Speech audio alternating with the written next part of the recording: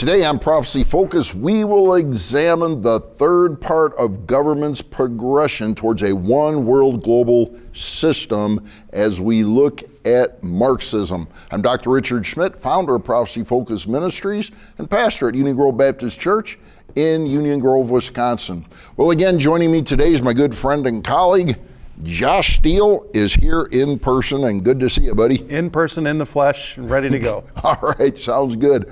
Well, Josh, I've appreciated, we've done a couple of broadcasts together now. I really appreciate the commentary and what you bring to the table for us. And it's just been exciting going through these things as we're looking at the things that are taking place across the world and right here in America that are pointing to that one world government that's eventually going to be here. Yeah, as we look at these things, we can see how easily it will transition into that type of government. Yep, and that's we're going to look at more of that today. Again, and I'd like to caveat with this or start with this particular statement. What we're analyzing here, we're not trying to make political statements, though we're talking about political things that are taking place. Our point here is not to say, well, this is good, this is bad, America should do this, or this country should do that. That's not what this is about. This is not a political analysis. What we're looking at, though, is the things that are happening in America, the things that are happening globally that are pointing towards Revelation 13 when we're talking about a mandated one world government that actually is going to happen here across the world, actually. Yeah, we're gonna see that, and it's going to be interesting to see how these things unfold as it points toward that government. Absolutely. Well, again, where do we get everything from? Right out of this blessed book, the Holy Bible, 66 inspired books that God gave to us, basically to explain things that are going to be taking place. So as we get into our material today, we're going to be talking about Marxism versus the Bible. So now that probably has got a lot of people's attention when we're looking at this progression, but it's very important to understand how these things literally are pointing to what's going to be taking place in Revelation 13. So Josh, if you wouldn't mind, kind of give us, we're looking at number 3 on this list, but very quick, if you can give us a synopsis of where we've been and take us up to, we can't go to the finishing line yet because that'll be a couple more shows that we want to do on this, but just kind of go through this and explain it a little bit.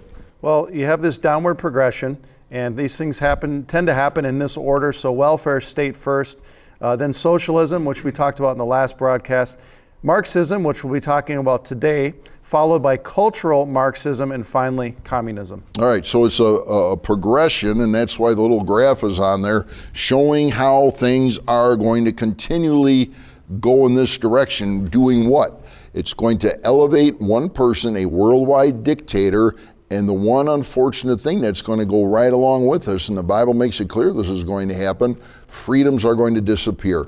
So we're going to a dictatorship. Now, regardless of what you think about current American politics, no matter when you're watching this, here's the operative thing. And I'd like to bring out just this little quick analysis as to where we're at. And again, we're looking at what's been happening in the news over the last several administrations. So we had President Obama came in, who was much more of a globalist. Then we had President Trump come in, who was a nationalist. So when President Trump came in, and again, it's like, well, and I like to do this analysis, and it's a speculation, 100% speculation, but it's like, all right, President Trump, who was very, very strong on America, nationalist individual, and lasted one term and was gone. Well, it's very interesting because I look at this from a biblical perspective. God is moving things toward that Revelation 13, which is literally a Marxist socialist type situation where you have a one world dictator. And it's just interesting if it was in God's sovereign will that he had to get away from the nationalist and put another, if you will, individual into office, i.e. President Biden, who's much more on a socialist type agenda. So that's off the cuff analysis, but when I look at things, and Josh, I think when we look at things, it's like, okay, why is God doing what he's doing? A little bit of speculation here, but it's interesting that the current administration that we're under right now is very much leaning towards this socialist type agenda. Yeah, it's pretty clear that that's where it's going, and so we shouldn't be really too surprised as we consider what Revelation 13 has to say. All right, well, let's go to a different passage now. We're going to look at three different passages, which we've not done when it comes to this particular issue of the one world government. We constantly say, Josh, that we're looking at this one world leader whom we like to call the Antichrist. So we're going to go to the three passages that discuss the concept of the Antichrist. And Josh, if you wouldn't mind, 1 John chapter 2, and we'll look at three different verses here that kind of start to outline this concept of the Antichrist, or that one world dictator. All right, the Apostle John writing here, little children, it is the last hour, and as you have heard that the Antichrist is coming, even now many Antichrists have come, by which we know that it is the last hour. I have not written to you because you do not know the truth, but because you know it, and that no lie is of the truth. Who is a liar? But he who denies that Jesus is the Christ. He is the Antichrist who denies the Father and the Son. All right, so let's look at those little introductory words before Antichrist. This is the only passage, 1 John chapter 2 and verse 18, where it talks about the Antichrist. Every other time this passage is talked about, or the Antichrist is talking about, it's not using the, if you will, the introductory little teeny word of the. So God is making it very clear. And it's very interesting, Josh, that he says it is the last hour. And it's been, that's 2,000 years ago when this was written. That's a long hour. That's a long hour. So we're looking at this, when John was writing this, they were looking at, could the end be coming? I mean, it was always, the return of Christ is imminent. It can happen at any moment, could happen any second, and it's even written in that manner. But here's the important thing. God is pointing out that the Antichrist, that one government ruler spoken about again in Revelation 13, which we spent a lot of time on so far, he's definitely going to come. But now, wait a second. How are we going to get to where that one world ruler is actually going to be accepted? Well, then we go down to verse 22 that you just read, and it's talking about there's many antichrists already. In fact, in verse 18 and verse 22 of 1 John, many antichrists already in the world. So Josh, when we look at Antichrist in the world, we're not talking about the Antichrist. From your summary, if you will, summation, how do we describe who these Antichrists are today? Well, we can just read the text there. These, quote, Antichrists, not the Antichrist, but those that mimic his thinking and the way that he perceives the world, are those that deny God the Father and deny Jesus as being his son. So there's this spirit of Antichrist that is prevalent even today. Oh, you're going to get me going now. Because listen folks, listen to this. A few years ago, Pew Research came out with that we are now in a post-Christian era where less than 50% of people in America basically buy into the concept of being a Christian. That's the lowest it's ever been since the founding of America. Does that seem to correspond with this? Seems to line up. I think it does. Well, let's go to the next section. Let's go to 1 John chapter 4 and look at a couple of verses about talking about Antichrist in the world again. Beloved, do not believe every spirit, but test the spirits, whether they are of God, because many false prophets have gone out into the world. By this you know the Spirit of God. Every spirit that confesses that Jesus Christ has come in the flesh is of God, and every spirit that does not confess that Jesus Christ has come in the flesh is not of God. And this is the spirit of the Antichrist, which you have heard was coming and now already in the world. All right, so again, reiteration, the Antichrist, the spirit of it is, in other words, the ungodliness, the movement of Satan, if you will, in the demonic world. It's here. Let's go to one more, 2 John verse 7. For many deceivers have gone out into the world who do not confess Jesus Christ as coming in the flesh. This is a deceiver and an Antichrist. All right, so folks, this is setting the stage now again for what's going to happen when the literal Antichrist takes his place after the rapture of the church, after the Antichrist makes his covenant with Israel, Daniel 9:27, and then eventually after the 3.5-year period when Satan is cast out, Revelation 12:7 and following, and the Antichrist will literally take that very, very powerful position as the one world dictator who will have a one world government and a one world religion and a one world economy, all found Revelation 13. Well, Josh, let's start looking at some of the things that are moving in that direction. We're going to go back to an individual that many people have known, many people have studied in school and college and even grade school today, about an individual named Karl Marx. Maybe you can give us a little intro here. Well, Karl Marx, of course, is the father of what we call Marxism, based on his writings and his ideology that is actually very prevalent and very much active and alive in our society today. So we look at this, if you study the life of Karl Marx, we'll learn what? That he was a literal hater of God. What I find very interesting, we'll look at this a little bit further, Karl Marx did not deny that there was a God. Right. He just didn't want to like him. Yep. Now, folks, every man needs to understand who God is, and when you choose to fight against God, it's not going to be a good ending when you're talking about the all-powerful, all-knowing God who is going to win in the end.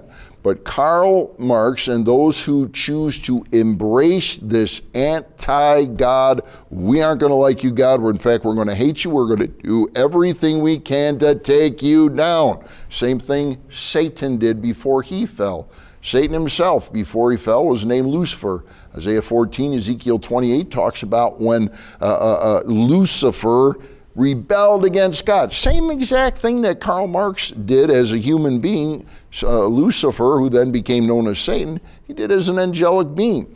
So we see this pattern, which by the way is a satanic pattern, of moving away from God and moving towards what we'll call this Marxist agenda. So, Josh, if you wouldn't mind, let's go through some of the concepts about what Marxism is, what it means, and then we'll see how this is going to morph into that end time scenario. Well, Rich, I'm glad we have these words here because we hear these words thrown around a lot today, and it's important to know where they're coming from and what's behind them, and that it definitely is Marxist, but these are the politically acceptable words. For example, progressives, Democrats, socialists, social activists, and community activists. And we see a lot of those individuals at work today. Absolutely. Now, one thing I like to bring to the table is, and many of you know that I was in law enforcement as well for some 32 years. I was the sheriff in Milwaukee County, acting sheriff for a year and a half before I retired and went into ministry, even though I've been in ministry some 40 years plus. I have a couple earned doctorates in theology, so I got a pretty eclectic background. But what we're seeing, and I want to bring in my law enforcement background a little bit here, when we're looking at the things that are taking place, when we're looking at the activism, how is this helping America? So when we see people that are talking about the underclassed or those that aren't receiving the benefits and the fairness that they should get, we see these activists coming out with very violent, very belligerent, very loud, very sometimes into riots and lawlessness that are taking place to try and drive that agenda. And it's really been harmful to America. Now, again, we're not trying to make political statements, but when we're watching how, if you will, these groups are maneuvering things, what are they trying to get to? Where is it moving? Josh, I honestly feel sorry for some of these groups that have been sucked in, if you will, by big underground government, if you will, that have pulled them in and have actually, it sounds weird to say, but they victimize those that are part of these groups to get what they want at the top. Right. And it's tragic. Right, because there's so much potential for good things to happen and people to be productive and to enjoy their lives and to be enjoying their lives as citizens, and that's being kind of taken away through these kind of deceptions. All right, and Marxism, we're going to see one of the key things is get rid of individuals. It's all about the group. So what do you do with a group? Well, that's when you get the big giant marches and the big giant rallies and the big named groups like, and not to be disrespectful, but Antifa, Black Lives Matter, some of these major groups that are active right now, what are they doing? And again, I honestly feel sorry for these groups at times because they're being driven by massive, powerful individuals at the top, major people with big, big money, billions of dollars that are pulling these people in basically to do a lot of the dirty work, if you will, and it's not going well. In fact, it's not going well at all, but it's moving towards that one worldwide dictatorship. That's exactly what Marxism does. Let's go to a couple other concepts that come out when we're looking at Marxism. Yeah, and you mentioned a couple of these already today, but the promotion of Marxism, or what they do promote: economic justice, environmental justice, racial equity, gender equity, and critical race theory, being taught even to young children in schools right now. Right. Now, again, these are highly volatile issues, and we're not here to discuss and make plays on these social issues that are going on right now. But ladies and gentlemen, young people that are watching today, these are the very things that are driving towards socialism and Marxism when you have this one world power, a government that basically pulls all the people into these issues and they scream about them, they're loud about them, they're violent about them to get that one world system going. So these are all the basic steps. Now, some folks watching Josh, admittedly, are going to say, well, I don't buy into that. I'm not buying that theory. And that's quite all right. Yeah. We're always open to debate and disagreement on these things. But I think if you'll be very, very analytical about these things, that folks will see that this literally is, what is it doing? It's all going back to who's in power in government and what is the agenda they're trying to drive. I think there's a lot of nexus there. There's a pattern there, and if you, like you said, you analyze it carefully, I think you'll begin to see that pattern emerging. All right, well, let's go to if you wouldn't mind, go through this, some of the claims of Marxism. You may just want to read this for the folks. Sure, so this is their claim is that capitalist system is unjust and inequitable, racist and sexist, colonialist, imperialist, materialistic, and destructive of the environment. And that's the good points. Yeah. Now, folks, again, I don't mean to underplay what people feel. There are many, many individuals in America, specifically a lot in our urban societies and so forth, that are going through tough times, and they are going through difficult times. But unfortunately, when we get to this Marxist system, it's not going to, in the beginning, it actually looks good. It's like, well, I'm finally I'm gonna get money. I'm gonna get the education for free, and everything. All of a sudden, it looks like, here comes the food truck, and you just walk up and take what you want. That's pretty enticing. It's pretty enticing when somebody says, listen, and I've been through, I said I had 2 earned doctorates. I spent a whole lot of money getting those degrees and so forth, and many people, they're in severe debt, and it's like, well, who wouldn't like a free education? I would have, but Absolutely. I didn't get it, except for some help from my dad. But the system itself is setting up everything's for free.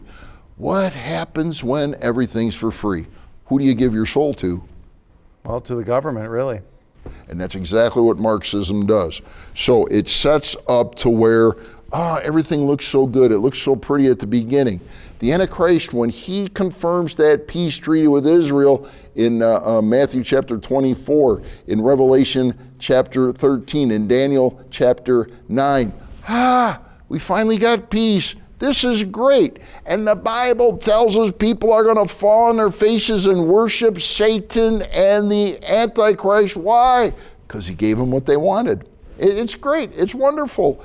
And that's the trap that we're going to see happen, and we're starting to see that happen in society as we speak. Well, let's very quickly look at a few other, some Marxist tactics that are being used. All right, and we see these happening today. Propaganda, indoctrination, demand conformity and compliance, silencing contrary voices, taking away freedom of speech. Cancel culture is huge right now in America.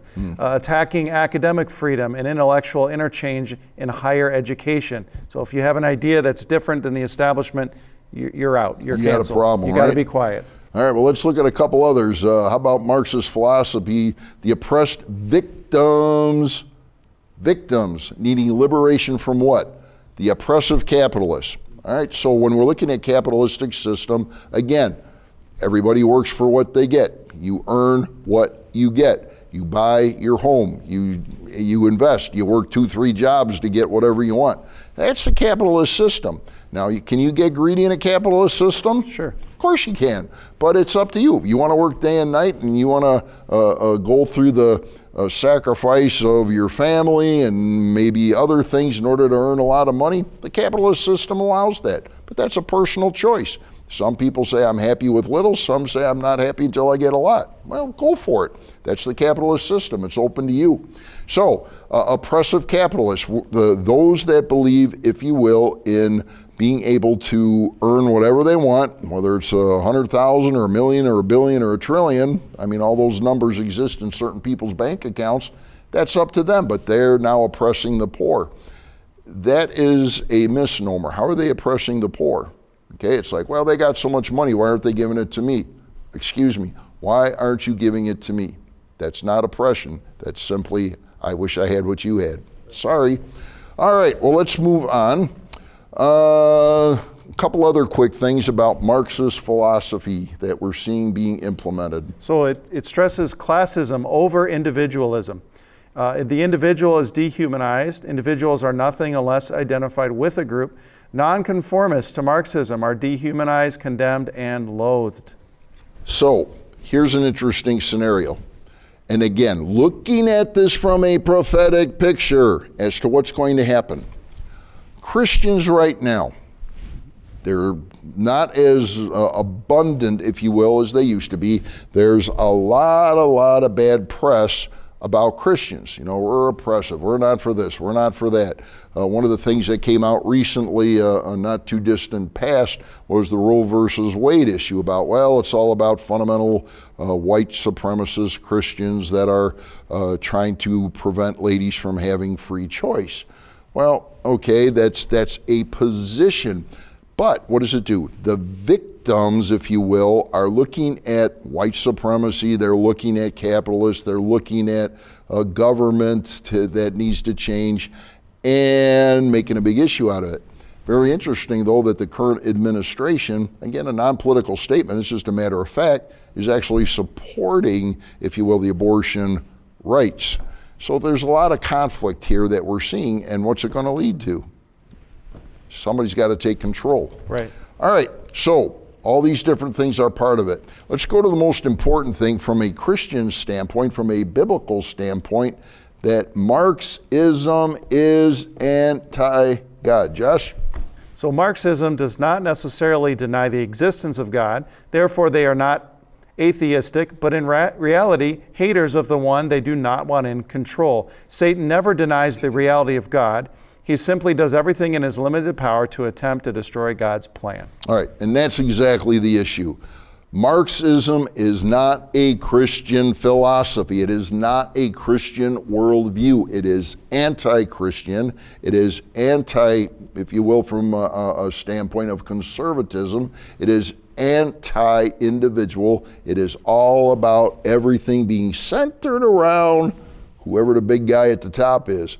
And that's one day will be the Antichrist. All right, let's look at a couple other things before we finish up with a little bit of scripture today. How about Marxism is totalitarianism, which means basically we're in control. Right. Everything's centered around the state. Nothing outside the state, nothing against the state. It thrives on division. As we said, there has to be victims for it to move forward. In Marxism, division was promoted between classes of people, the oppressors against the oppressed, the bosses against the workers. What's interesting, Josh, and we won't go through all these statistics, but they're showing the amount of people, when you get into a Marxist situation, which literally is going into communism, which we'll talk about next show, but what we're seeing is a massive amount of people die under these regimes. Right.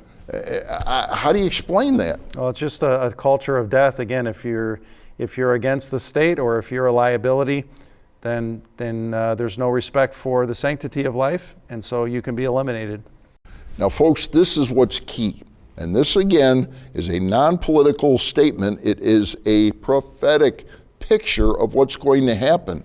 When the Antichrist comes on the scene, and we'll close with the verses that discuss this, when the Antichrist comes on the scene, he will demand, it's not optional, he will demand that you worship him unequivocally. And the Bible makes it very clear that if those that are alive, if they refuse to worship him, they're going to die. They're going to be killed. Now, the good news is Christians that come to Jesus Christ during the tribulation period, and yes, there will be many, many, many people that will get saved during that time. The good news is they'll get saved, but they're going to, in all likelihood, be martyred, according to Revelation 13. So what is happening, when you look at these Marxist countries that exist today, those that hate Christians, those that hate dissidents from their agenda, this is a perfect showing of what happens with nations that refuse to trust God. Death is the outcome. And by the millions, sadly. All right.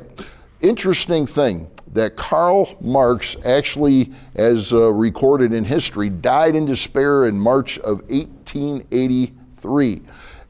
He made this statement: how pointless and empty is life, and yet how desirable. Folks, that's not a good ending. In fact, in 1 Thessalonians chapter 4, the Bible makes it very clear when we're talking about people that are going to heaven that know Christ. The statement is made this, that we should not sorrow as others who have no hope. I don't think Karl Marx had any hope based on his statement. No, his whole mindset was actually hopelessness. So. All right, well, let's look at, again, when is this going to take place? We're going to very quickly go through this. So again, we're currently in the middle of this chart known as the church age. The next major event on God's prophetic calendar is the rapture of the church. That those in 1 Thessalonians 4 that will not sorrow as others who have no hope. Josh, I am looking forward to the return of Christ so I can go home and be with him. I can't wait for that to happen. Amen. Maranatha. There we go. Maranatha. Come, Lord Jesus. And what's the next thing that happens? The tribulation period will come. The Antichrist will take his place, and we'll be waiting for, if you will, the return of Jesus Christ. So folks, these are the things that Marxism leads to.